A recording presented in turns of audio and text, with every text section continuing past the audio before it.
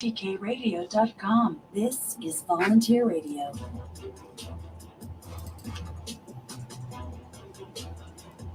When I turn this down, you're going to hit stop. Or should we just go into it and delete California Love? Delete California Love. Okay.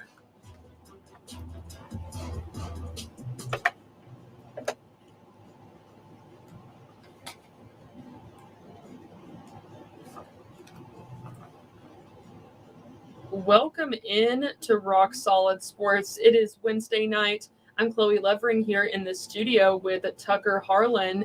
And on StreamYard, we have Devin Hope tonight as well. And we have a lot to talk about. Tucker has been at football camp every day so far. Only Monday and Tuesday, but it's been a lot, right? Yeah, it's been a long day today. I've had, I think, what's going to be an 11-hour day by the end of today. And Wednesday. Today's Wednesday. Sorry. Today's Wednesday, yes. It's only Wednesday. Yeah, it's only Wednesday. Practice started bright and early at 9 a.m. this morning. I get done here at 8 p.m. I've had hardly any rest time. I've had a couple other shows I've had to do. And then, of course, you got the media availabilities in between, too. We got to hear from a lot of freshmen. But it's been a busy day, but it's only getting started at fall camp. Yep, and we're going to talk about that in just the next segment. We have a special interview with Knox head coach Mark McKeever. I'll throw it to Devin. Devin is back at his home, I believe, down the street from us. Yep, that's right. Yeah, no, I'm doing good. I'm excited to hear what Coach McKeever has to say after the recent good results. Some good results there with Central Valley Fuego. So I'm excited to hear what Coach has to say about it, and obviously I have some input on that as well. Yeah, absolutely. We'll talk about that right after the interview. So if you were unaware, Knox, they had gone 7 games without a win. So either all those games either resulted in a draw or a loss for them. And this past weekend, they were able to break that streak and to beat the Central Valley Fuego. That's a team out of Fresno, California, this past weekend. So this is me talking to him. Recorded it yesterday, so it's pretty recent. And he talks about that win and what's next up for the team. Here's Knox SC head coach Mark McKeever with our Wednesday Knox interview.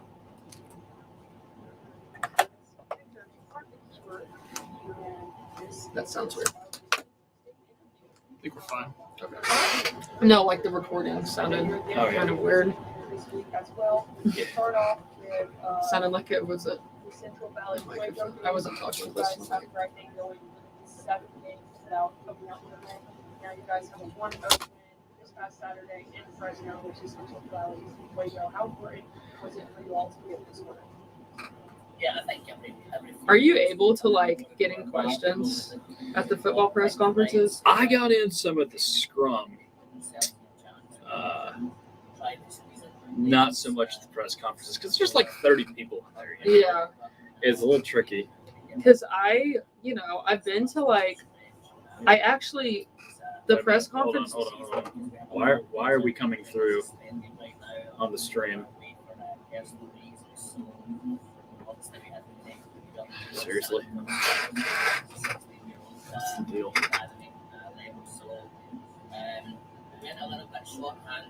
But, as I always keep saying, these guys and the commitment that they provide is exceptional, and they'll keep working.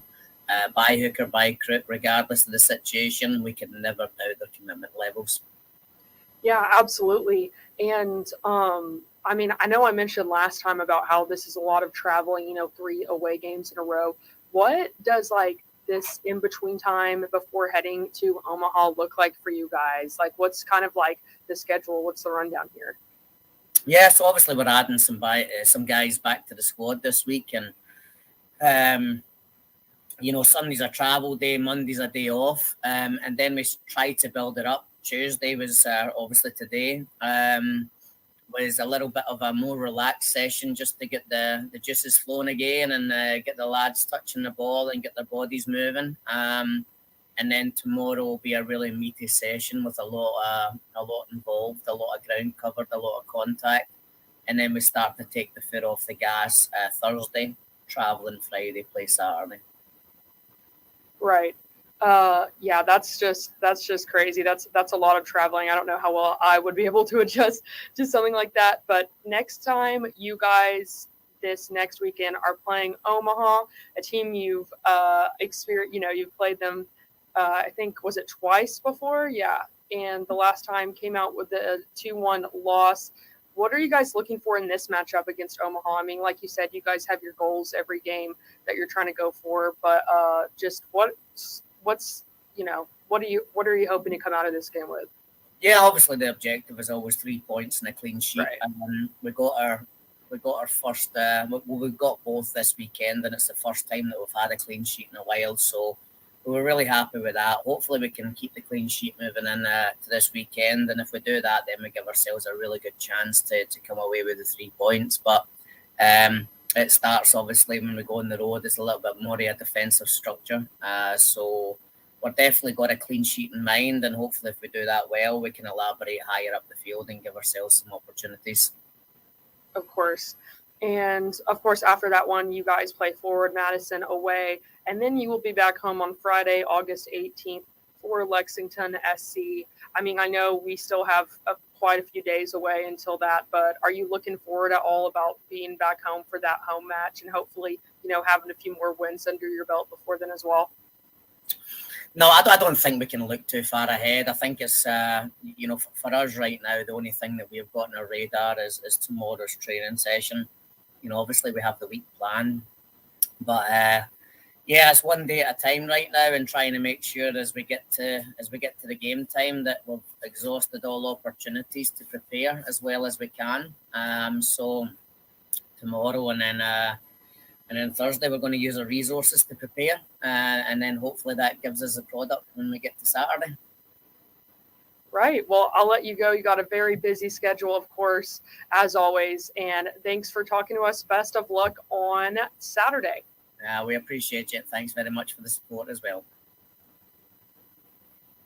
That there was One Knox SC head coach Mark McKeever talking to me yesterday a little bit just about what has been happening. I think he even told me there in that interview about what their busy on the road schedule looks like, because right now, after they played Central Valley last weekend, they have to play 2 more games on the road. Yeah, they're not home till the 18th, I believe, August 18th. So that's over 2 weeks on the road, which is pretty intense, but good for this team to get back in the win column after that lengthy stretch of not having a win.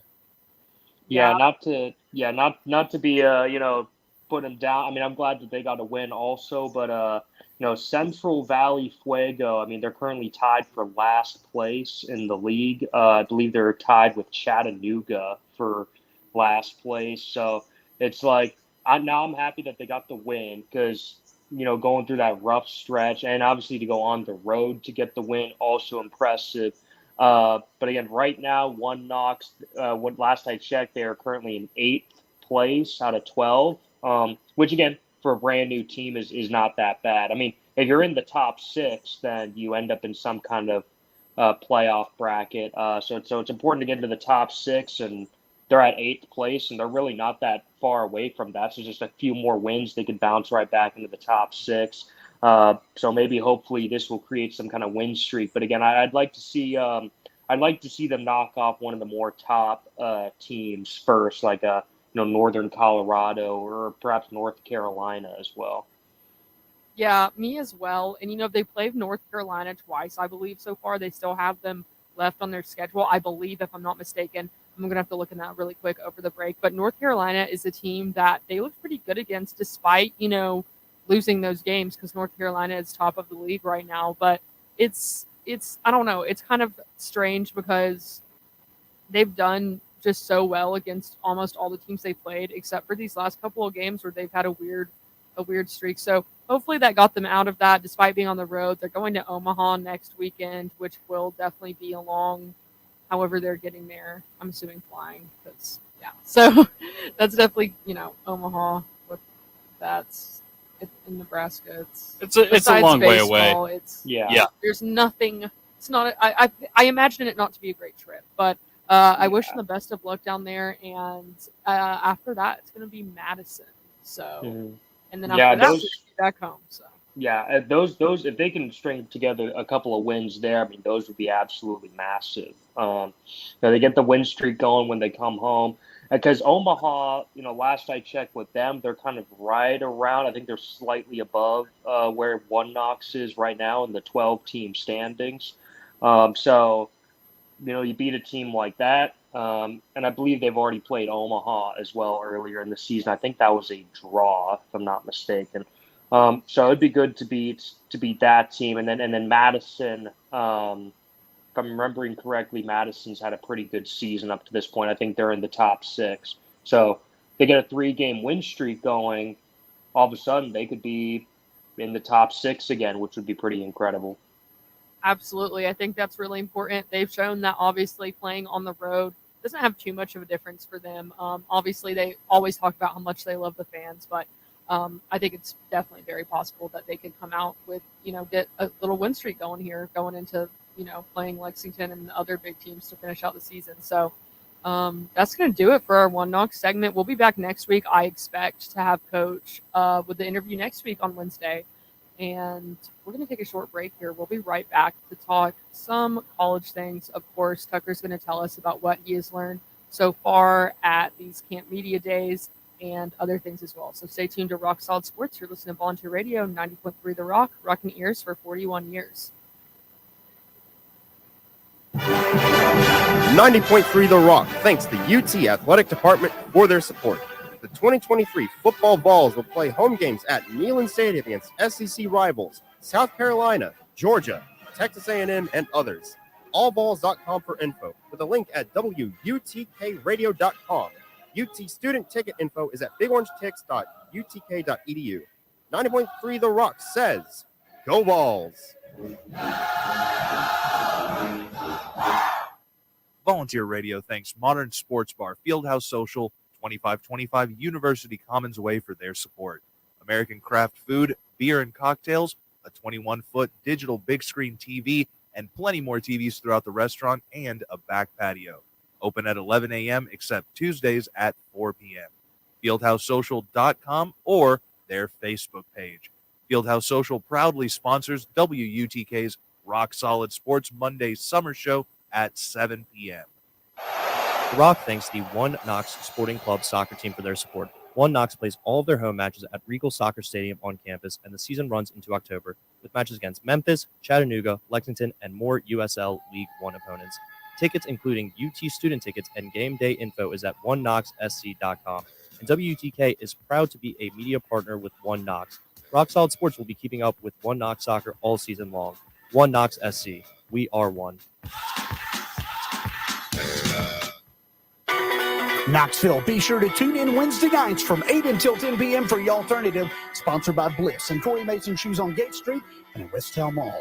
And Bliss Home of the Gallery Shopping Center, also sponsored by Boyd's Chicken Grill Bar and Live Music Venue in the heart of Knoxville's Old City. The Alternative features 2 hours of the best in Americana music from the station who first brought Knoxville music by bands from back in the alt-country days, like the Jayhawks, Uncle Tupelo, Steve Earle, and Jason and the Scorchers, to 90s Americana like the V-Roys, Whiskey Town, Lucinda Williams, Sunvold, and others, to modern-day Americana musicians like Molly Tuttle, Tyler Childers, Casey Musgrave, Sturgill Simpson, Billy Strings, and the Punch Brothers. You'll also get classic Americana like Johnny Cash, the band, and Emmylou Harris, and there's always Patsy Cline at 9. Tune in Wednesday nights at 8 for The Alternative. Sponsored by Boyd's Chicken Grill, Bliss Home, and Corey Mason Shoes, and only on 90.3 The Rock, UT's College of Rock. Hey, what's up, guys? This is James. This is Aaron. And you're listening to 90.3 The Rock. Guys, make sure you say your band name. Oh, got it. Oh, that was dumb. Wow, that was dumb. People don't know who James is? Yeah, this is James. Okay. What's up, y'all? This is James. And this is Aaron from the Dirty Governors. And you're listening to 90.3 The Rock, UT's College of Rock. The Rock thanks the One Knox Sporting Club, USL League One soccer team for their support. One Knox plays all of their home matches at Regal Soccer Stadium on campus, with the next match happening Friday night, August 18th, when One Knox battles Lexington SC at 7:30 p.m.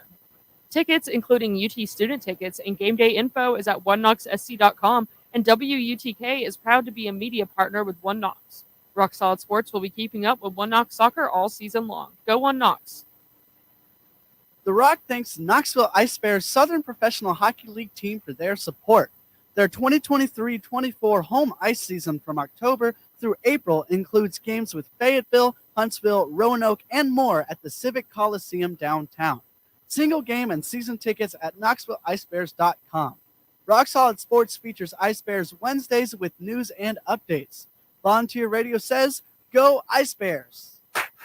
Volunteer Radio receives support from Tennessee Smokies Baseball, the AA Southern League affiliate of the Chicago Cubs, whose 2023 regular season schedule features 6-game homestands Tuesdays through Sundays at nearby Smoky Stadium in Kodak against the Chattanooga Lookouts, Mississippi Braves, Birmingham Barons, and more.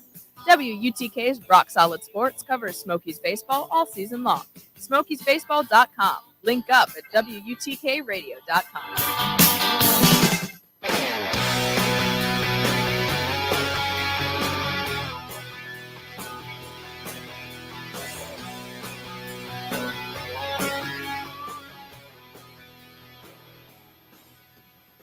Welcome back into Rock Solid Sports. It's Wednesday night. I'm Chloe. Tucker's here, and Devin is on StreamYard.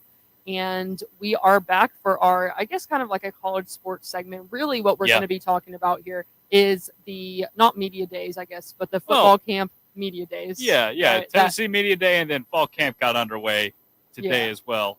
That Tucker has been at for the past 3 days. And there's still more to cover, but he's going to give us like a little update of what has been happening so far, everything you need to know to prepare for the upcoming football season thus far. All right, so we heard from both, Josh Heupel, and then also you heard from both coordinators, Joey Housley and Tim Banks, yesterday. So they all gave their little intros, and we heard from Heupel again today, but we'll be hearing from both the coordinators later on in the week. So you got that, and then we heard from a lot of players as well. You had, I believe it was 12 players yesterday that kind of were in a rotation, and everybody in the media got to talk to them out there at the practice facility.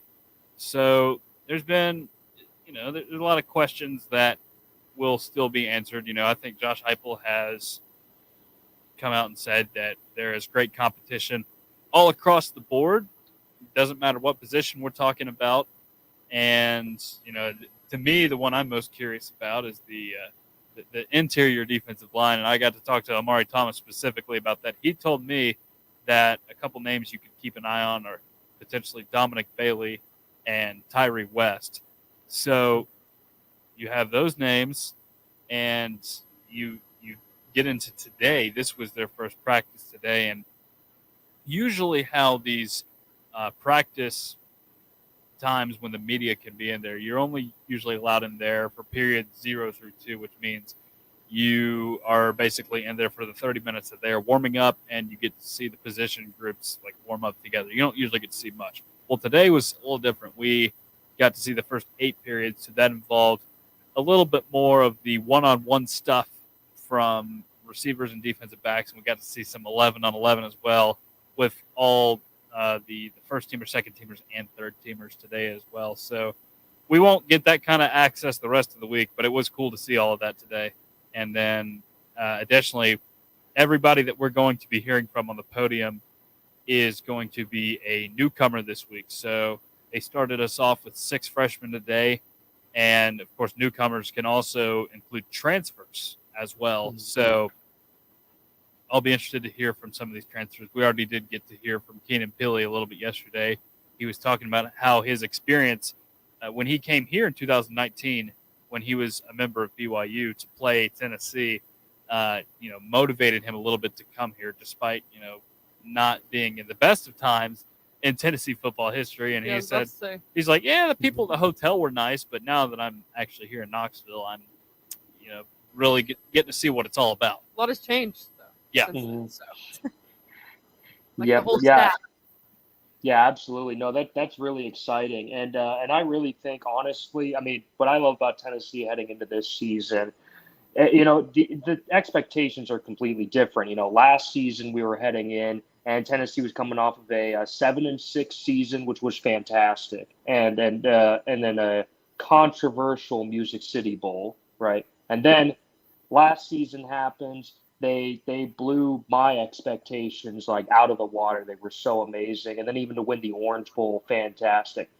Now heading into this season, it really feels like Tennessee has a chance, a legitimate chance to win every single game on their schedule.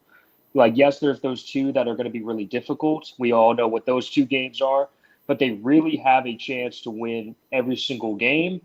But as we know, they also have a chance to fall a little bit short of expectations. It's going to come down to the defense this season, though. So I absolutely love that Tucker was able to talk to a guy like Omari Thomas, who could have a monster year in the middle there. And then he dropped some other games like Tyree West, who's been an up-and-coming guy also in the line. We've also got other monster players like Aaron Beasley, Danico Slaughter in the secondary, who could be really, really huge. So I'm just excited to see what adjustments Tim Banks is going to make this season. Because, again, last season, was really I think they're still trying to get more used to, Josh Heupel's up-tempo season. But now this is his third year with Josh Heupel. So his defense should be fully ready for, what the offense is going to throw in there. I just hope that there's more endurance among the defensive players. If that's the case, then I think really the sky's the limit for Tennessee this season. Yeah, so I had my eyes a lot on all the one-on-one stuff going on today with the receivers and DBs, and of course the 11-on-11s, which I'll get to later. But one big question going into this season is, who will be the three receivers that Tennessee lines up? Because that is the probable lineup we're going to get. We're not going to see four different receivers in there. We're going to get a tight end as well. Yeah, as we should. Yeah. So I was just making some observations today, and I'll tell you what I saw. So, Brew McCoy has been the presumed lock to start this season. He did have a couple of drops early on in practice, which, I think he was held a little bit at times by the guys that were covering him. But, it's the first day of camp. We can't make too many judgments. He did have a nice catch in the 11-on-11, though, so that was good for him.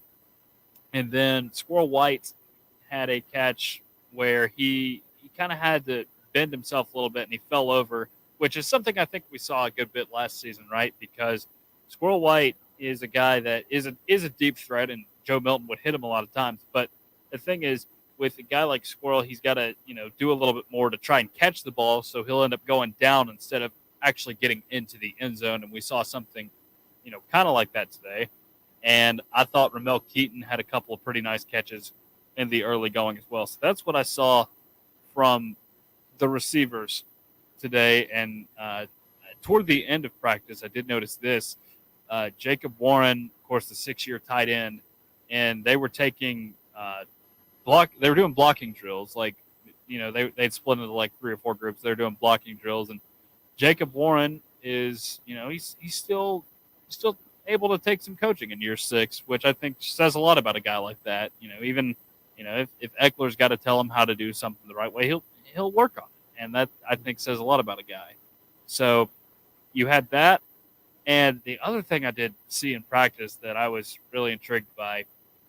We, of course, saw Princeton Fant last year line up as a fullback at times last season. And, he's listed as a tight end on the roster, but he would line up at fullback. He threw that touchdown pass against UT Martin. Well, Emmanuel Okoye, the player that Tennessee got, he's from Nigeria, and he was recruited from the NFL Academy in London. So he was taking reps with the third team, basically at that spot where Princeton Fant was. And it's interesting because he's listed as a tight end on the roster, but I think he was originally recruited for some of his defensive abilities. So what interests me here is, obviously he's a third teamer at this point in time, right? You're not going to see him take the field immediately, but it would be fascinating to see if he could develop into that, next generation of like a Princeton Fant type player for this offense.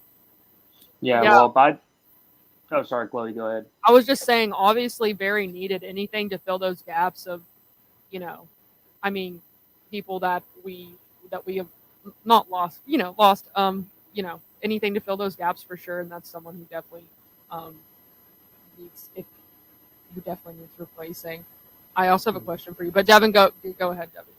Yeah, I was just gonna say, yeah. I mean, I almost wish in a way the fullback position would make a comeback. Obviously, I think that's probably never going to happen, but I really think having what It's a shame, real shame. I think only Kirk Ferentz at Iowa believes in that right now, Devin. Oh no. But like seriously, like if as an effective blocker, anything if there was like a fullback that could get to the second level, like that would just help running backs out so much. In my opinion, now that running backs have to do so many cuts and so many moves, it's probably put a lot of wear and tear on their bodies.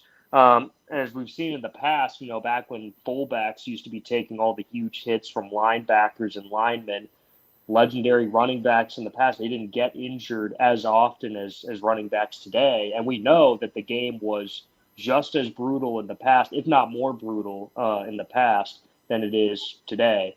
But if he's he's an absolute. I mean, we talked about Okoye before. I think a while back, and a long time ago, back when he was first recruited, I believe.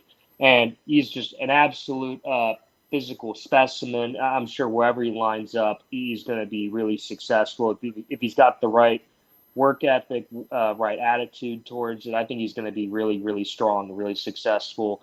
Whether they line him up on the defensive line or whether he's a tight end or maybe possibly a fullback. I'd be excited to see whatever it could possibly be. Yeah, so you mentioned talking to Josh Heupel, and I wanted to know, like, do you guys ever think that Josh Heupel is gonna, like, how he has a way of like not really answering any question he doesn't want to? Like, you're never gonna get a lot of stuff out of him. Do you think he's ever gonna warm up, or do you think that's just the way he is, and that's Chloe, just the way he's gonna answer? I think it's option B here. I think that's just his typical demeanor.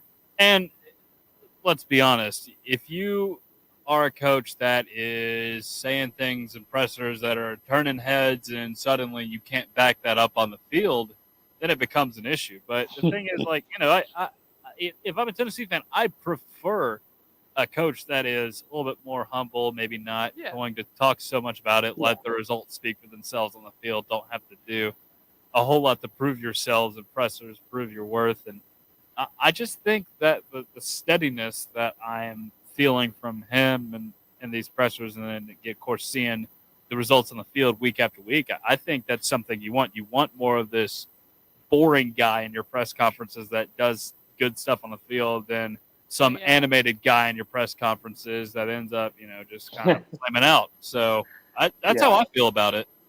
Yeah, exactly. Just some guy. Yeah, you don't want a guy that's like just full of like hot air, basically. That's just like saying lots of stuff and then not actually producing. But what we've seen these last 2 years, he's absolutely producing. And also he doesn't want to give his secrets away. Obviously, Yeah, exactly. He's like an offensive guru. He's a mastermind right here. He's trying to change the game. I mean, it's like he's like, no, Tucker, I'm not going to tell you that. Like, it's like, forget that, which is great. I mean, that's ultimately what's fantastic. So, I agree with Tucker. I absolutely love that approach. I do as well. I mean, I wasn't criticizing it. I was just saying, like, do you guys ever think that he's gonna like turn a corner where he's like say we get really good, and he's like, all right, I'm more established. Now, I don't have to be Chloe, so. if it makes you happy, he did say during SEC media days that there is only one true shade of orange and there's only one UT. If you want something that's a little bit more fiery, well, that's just factual. It is factual. You're right about that, and that's sure we are a Tennessee show, but there are facts that would indicate that the University of Tennessee was founded well before Texas entered its statehood. But to get us back on track here, we of course did hear from 6 freshmen today at the media availability, and like I said, we're only going to be hearing from newcomers, and it's interesting with these guys, right? They're not really used to the spotlight yet at this point, so they'll warm up to the media a little bit more, but it's a little intimidating being in front of 30 people that are just peppering you with questions. Although I do think we did get some good stuff today, especially from the three defensive linemen, Tyree Weathersby, David Hobbs, and Shandavian Bradley on defensive line coach Rodney Garner. And I remember Bradley was saying specifically, like, after the moment that Tennessee signed him, like while he's still in high school, Rodney Garner was like, okay, I'm gonna be on you all the time. You got to make sure you're doing everything right. And I think that says a lot about him and the fact that guys will want to play for him. So I think Shandavian Bradley was the guy that was most confident around the media today. I think the other guys, it'll come in time, but yeah, that's what we got from them today. Nice. Yeah, there's still at this point any new, not a transfer per se, but if you're a transfer from a smaller school and you're coming to a big school, a big SEC school like this one, then yeah, that would include you. You're still learning how to talk to like the media, and you have to be trained and all that stuff. I couldn't do it. I would overthink every single thing I said. Absolutely not. One other thing that really did stick out to me today was the mention of the sport of basketball, which was not something I thought I was going to hear a lot of during the availabilities today. But one of the first questions that was asked to Josh Heupel today goes back to Emmanuel Okoye, who we were just talking about earlier. He, I think, Josh Heupel was very complimentary of his ability to play. That he was playing basketball in high school, and he says that's going to translate very well for him. And then the second guy that was up on the podium today, David Hobbs, another defensive lineman, he was asked a little bit about his basketball background, and he said, it helps with my lateral quickness and something else. I forget what exactly the other word was. It's been a long day, but he said, basically, if I didn't play basketball, I probably wouldn't be here playing football right now. It's helped me out that much. So I think it sends a message to, kids that are playing sports right now that, being a multi-sport athlete has got its perks, and that is one of them. You have a lot of things that you learn in some sports that translate well to other sports, which is something that it's clear in a lot of players, not just at this level, but, we can look at the NFL here, for instance. Guys like Julius Peppers, Jimmy Graham, they played basketball over the years, and they ended up being great NFL players. So that's another big takeaway that I had. Basketball is very helpful, can translate. Yeah, and even other sports too. Like, I'm glad you brought up that point, because even like in that show, NFL Quarterback, that takes a look at Patrick Mahomes, Kirk Cousins, and Marcus Mariota.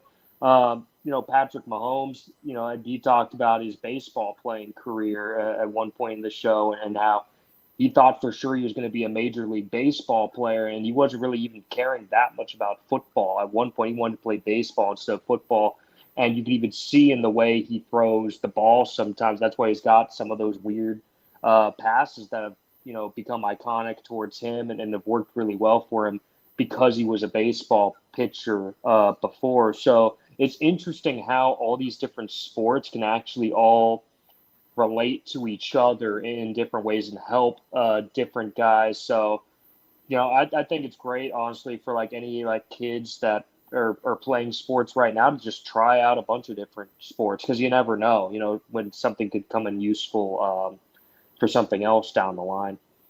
Yeah, look at Michael Jordan's baseball career. I'm just kidding. How long that lasted? Yes. Yeah. Well, he was on the right track.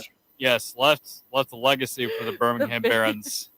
Yeah, he was on the right track to make it to the MLB, but he might have made it to the MLB at one point. I think he might have ended up all right though. Yeah, I think he's okay. He's enjoying his cigars in North Carolina now. Yeah. But no longer an owner of the Hornets, though, right? Didn't he? He sold them. Yeah, he did sell the Hornets. But another interesting theme I noticed today. When you're a freshman coming into college to play football, you come in a little smaller than some of the guys that you're going to be playing with in the fall, right? So, there's been a big talk, especially with Nico Iamaleava, that, you got to bulk up a little bit. And that was something that was present today a little bit. And these pressers with these new guys, Shandavian Bradley mentioned, he's sitting down around like 220 right now, and he's a defensive end. So he said, I'm targeting a weight of 235 to 245. And then a couple players later, offensive lineman Aiden Bussell, he mentioned that he was 308 at one point, and then he had like shrunk down to 290. So, you got to get you got to get big, to be bigger and more physical in this college game because, again, a lot of these guys they come in a little smaller, and it's really interesting to hear that side of it, from the perspective of an incoming freshman. That's something a lot of people like don't think to ask as much. Of course, either is about working out and bulking up and stuff like that. We talked a little bit about it at the last basketball press conference I was at, and it is weird when you think about it. You don't realize it, but then you go back to like your high school for a football game, and you're like, these are high schoolers. Like they're like Yeah. I don't remember them being that small. Like when I was in high school, because you're just so used to college athletes. But yeah, that's like a whole part of it. Of course, Guys, they just get way bigger once they get up to this level, and it's really incredible to watch that transformation, and it's needed to play this day and age because you got these big, muscular offensive linemen. They're not like the you have to evolve. Yeah, you do. Mm-hmm. Yeah, because those guys, like especially obviously just looking at Georgia's offensive line these last couple of years. I mean, it's kind of scary. It's kind of serious. I mean, they just blow other teams like right off the line of scrimmage, like just like that. So you have to be able to be at a certain size to even, step onto the same field as some of these other teams. But I absolutely love those answers from those guys. Clearly, they're goal oriented. They're coming to this school clearly because they know that we have the capability of winning. Like we have the capability of legitimately winning the whole thing. So they're taking it seriously. I absolutely love it. And I really hope that they meet all the goals that they're hoping to meet there. Yeah, so that's about all I have for now on camp. Well, we've obviously got a couple more days this week.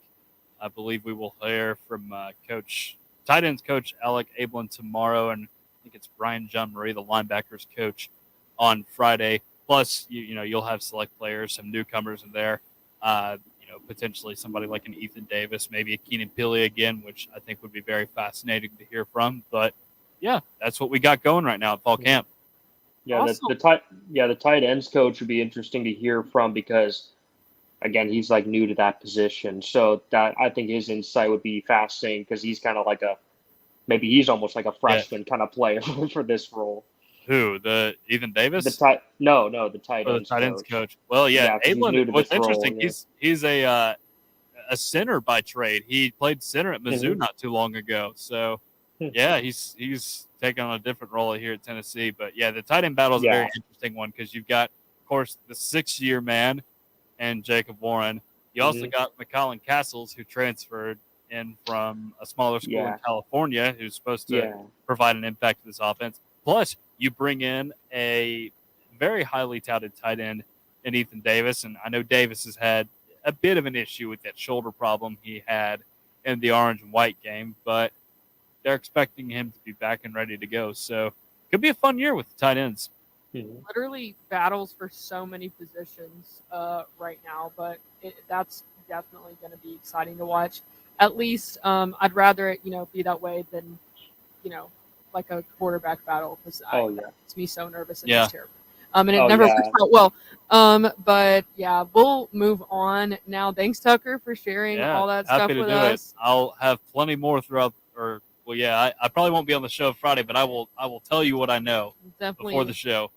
Sounds good. We'll probably have you your input, your knowledge come to us on Friday. We're going to go to the next segment right now, but we have more college, maybe some conference expansion discussion. It's getting interesting. Our beloved Drew Gilbert is going to the Big Apple. We'll talk about all that on the next segment. You're listening to Volunteer Radio, 90.3 The Rock, UT's College of Rock. WUTK thanks the UT Athletic Department for their support. The 2023 football Vols will play home games in Neyland Stadium against SEC rivals Georgia, Texas A&M, South Carolina, and others. allvols.com for info, and single game tickets are now on sale. UT student ticket info is at bigorangetics.utk.edu. 90.3 The Rock says, go Vols. Volunteer Radio thanks Modern Sports Bar, Fieldhouse Social, 2525 University Commons Way for their support. American craft food, beer and cocktails, a 21-foot digital big screen TV, and plenty more TVs throughout the restaurant and a back patio. Open at 11 a.m. except Tuesdays at 4 p.m. FieldhouseSocial.com or their Facebook page. Fieldhouse Social proudly sponsors WUTK's Rock Solid Sports Monday Summer Show at 7 p.m. Volunteer Radio receives support from Tennessee Smokies Baseball, the AA Southern League affiliate of the Chicago Cubs, whose 2023 regular season schedule features 6-game homestands Tuesdays through Sundays at Smoky Stadium in Kodak. It's a 9-inning vacation. The next series takes place against the Chattanooga Lookouts Tuesday, August 1st through Sunday, August 6th. That's going on right now. WUTK's Rock Solid Sports will keep you up to date with Smokies Baseball Mondays, Wednesdays, and Fridays at 7 p.m.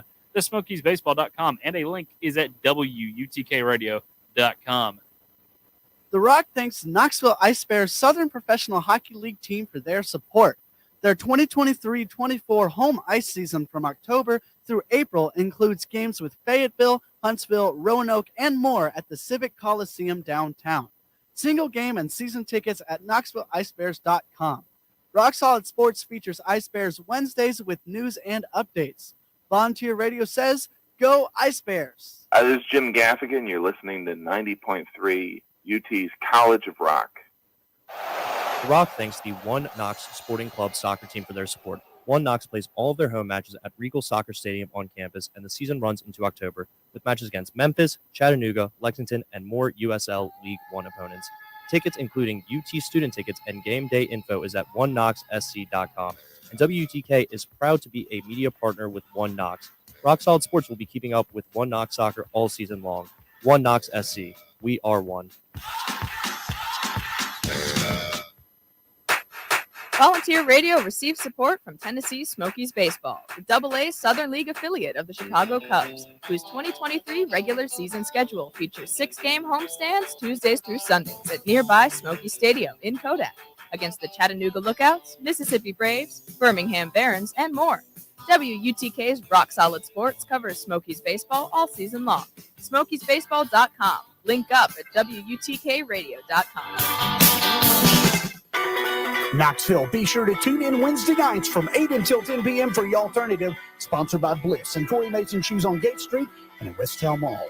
And Bliss Home of the Gallery Shopping Center, also sponsored by Boyd's Chicken Grill Bar and Live Music Venue in the heart of Knoxville's Old City. The Alternative features 2 hours of the best in Americana music from the station who first brought Knoxville music by bands from back in the alt-country days, like the Jayhawks, Uncle Tupelo, Steve Earle, and Jason and the Scorchers, to 90s Americana like the V-Roys, Whiskey Town, Lucinda Williams, Sunvold, and others, to modern-day Americana musicians like Molly Tuttle, Tyler Childers, Casey Musgrave, Sturgill Simpson, Billy Strings, and the Punch Brothers. You'll also get classic Americana like Johnny Cash, the band, and Emmylou Harris, and there's always Patsy Cline at 9. Tune in Wednesday nights at 8 for The Alternative.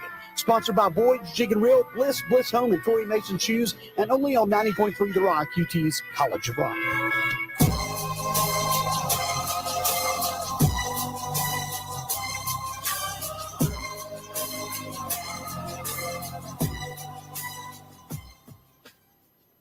Welcome back to Rock Solid Sports on Wednesday night. I'm Chloe here with Tucker. Devin's on StreamYard, and we're here for our last segment, kind of miscellaneous things, I guess kind of pro, but also kind of conference expansion, so that's college. But we wanted to start off just by, I guess, mentioning, we gotta mention it, that Drew Gilbert's VFL, former baseball, VFL baseball, if you will, was traded. He was with the Astros franchise, and now he's gone up to the Mets. So this was a really big trade yesterday. It was just made yesterday. It's fascinating because you trade Justin Verlander in exchange for a bunch of prospects, essentially, if you're the Mets. And I'm sure the Astros are more than happy to have Justin Verlander back, right? But the thing with that is, you lose out on Drew Gilbert, who, I mean, obviously we're a tad bit biased here, but he was rising up very fast through that system. Yeah. Let's not kid ourselves here. But I would think it's good for the Mets now that you can get some fresh blood in there if he continues to progress the way he has, because let's face it, that franchise is they have sold off their ridiculously high paid roster because they've just been nothing but utter garbage throughout this season. So, Yeah. I mean, hopefully for Gilbert's case, I mean, maybe he's the guy that manages to turn that franchise around, but it's the New York Mets. That's all I'm going to say. I was about to say, do we think there's more opportunity for him with the Mets because they aren't good, or is it the other way? I was gonna say, I mean, just based on this sound, I'd have to take a look at all that's included in the trade. But I mean, this kind of sounds like a W for the Mets there. I mean, I know we're biased, like as Tennessee Vols fans, but it's not like Justin Verlander was tearing it up this season like he was in the past. So I really, I don't really understand it too much from the Astros perspective. They just gave up some really young talent for obviously a famous pitcher that they've had in the past. He's a legend in Houston there, but it's still kind of like, but he's going to retire, relatively soon. And yeah, you give up all these prospects to the Mets, and it makes sense because the Mets, as Tucker said, they haven't been very good at all this year. They've paid for a really expensive team. They're just not cutting it. So it makes perfect sense to say, okay, this isn't working. Let's shed off all this like cap space, and then we'll bring in some young talent and maybe start rebuilding and building towards the future. That's just what the New York Mets have to do. It makes perfect sense to me. So just my immediate reaction from this trade is sounds like New York possibly won this one. Yeah, I don't know about you guys, but I get absolutely giddy when I see a ball make it in any way, shape, or form in the big league. So this would be really exciting if he did get the chance to, play with at the top of, the Mets franchise. But we'll have to see. It's always exciting. I mean, I'm excited for him. I don't know. I think a lot of people believe that he fit in well with the Astros and he was moving up. And I know, but you never know. I know Jose Altuve was very complimentary of him when he was designated on assignment with Drew Gilbert down there in Corpus Christi. So, I think he can work his way up with the Mets. And that's generally what I say during the MLB draft is if a guy from Tennessee gets drafted by a franchise that, let's say, is not very good, maybe you do have more opportunity to work your way up, right? Like that's how I felt with Trey Lipscomb and Cortland Lawson going to the Nats because, let's face it, the Nats have not been very good lately. And then I know that, pitchers in Colorado may not necessarily fare well because of that thin air up there in Denver. But, maybe Chase Dollander and Seth Halverson can make it up quick. We'll see.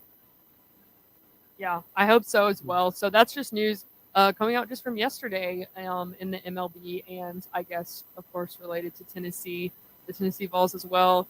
Next, I guess we'll talk about, what's going on with all this conference madness right now. Because, we have to talk about it, and I don't even know where to start. Yeah. Where do we start, Tucker? Well, I will give us one that came out this afternoon, and that is the madness that is going on down in Tallahassee. That is exactly right.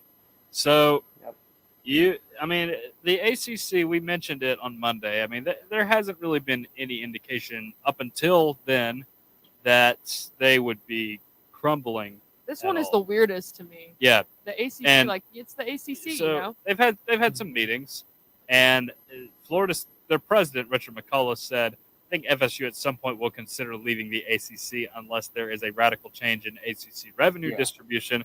Florida State trustee Drew Weatherford said it's not a matter of if we leave the ACC, but how and when we leave. Oh.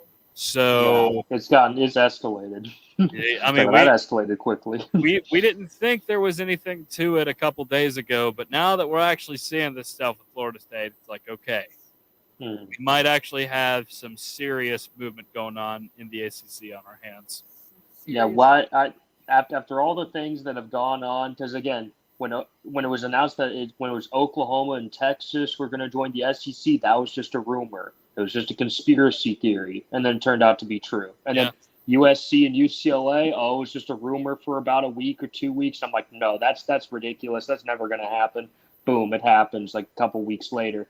Yeah. So now there's rumors that Washington, Oregon, Clemson, Florida State, they could all join the Big Ten possibly. I'm like, you know what? listen. You know, they turn out to be right. Is all I'm saying. At this point, you would think that it is believable just because we know how quickly the college landscape is changing, and you just have the fact that these rumors have been true in the past, which is just bizarre to think that, a rumor about USC and UCLA headed to the Pac-12 or leaving the Pac-12 and headed to the Big Ten, that could actually happen. And it just did, which is just so bizarre. But, on the note of the Pac-12, you've, of course, got their last-ditch efforts to make a TV deal. And let me tell you, it is it's just sad, man. Apple TV Plus is where they're going with this thing. I was joking when I said True TV the other night, but True TV would honestly be better. It would be fine because we could actually watch it instead of having to pay for games that we're asleep during. They have basketball in there during March, Yeah. Well, but the thing is, how are you going to make that appealing enough to, say, Oregon and Washington, two of the bigger brands left in the conference now? How are you going to make that appealing enough to those brands so that they will not inevitably ditch you, like what it feels like is going to happen later on this week? How do they think? Yeah, I don't know, but that is the last ditch effort of the Pac-12 to try and keep its current member schools where they are. Yeah, it's sad and pathetic, and this is coming from someone who really likes Pac-12 football. I mean, my dad went to University of Washington. I cheer for the Huskies from time to time. I like, the Pac-12 really is an exciting conference to watch when it had all of those teams in it. And especially this season, honestly, it's probably going to be, I'm not saying any of them will make the playoff or anything, but there's a lot of really legitimately exciting, great teams in the Pac-12 this season. So it's really sad, but you know what? The conference did it to themselves.